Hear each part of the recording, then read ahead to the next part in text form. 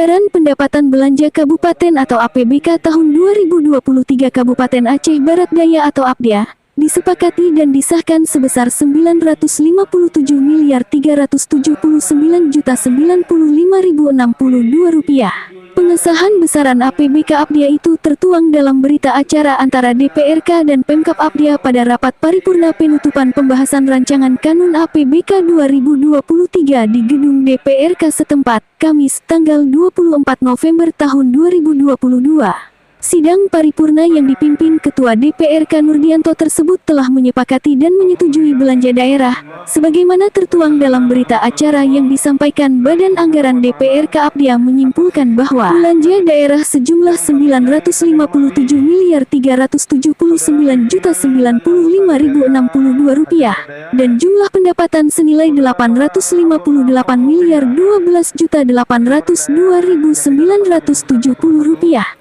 Sedangkan besaran APBK APDA tahun 2022, Rp1.044.842.547. Usai laporan Badan Anggaran DPRK APDA, rapat dilanjutkan dengan pemandangan akhir fraksi-fraksi yang disampaikan Agus Risam Hadi, Zulkarnaini dan Hendra Fadli. PJ Bupati APDA, Darmansah dalam kesempatan itu menyampaikan terima kasih dan penghargaan yang setinggi-tingginya kepada pimpinan dan para anggota Dewan yang telah merampungkan pembahasan APBK APDA tahun anggaran 2023 dan telah ditetapkan dalam persetujuan bersama. Rancangan Konun APBK 2023 yang diajukan ke forum Dewan tersebut telah dibahas melalui beberapa tahap pembahasan dan yang diakhiri dengan pendapat akhir dari fraksi-fraksi. Dari hasil pendapat akhir dalam forum, banyak saran dan pendapat serta usul yang sangat berguna dalam menyelenggarakan pemerintahan, pembangunan dan pelayanan masyarakat di APDA pada masa yang akan datang.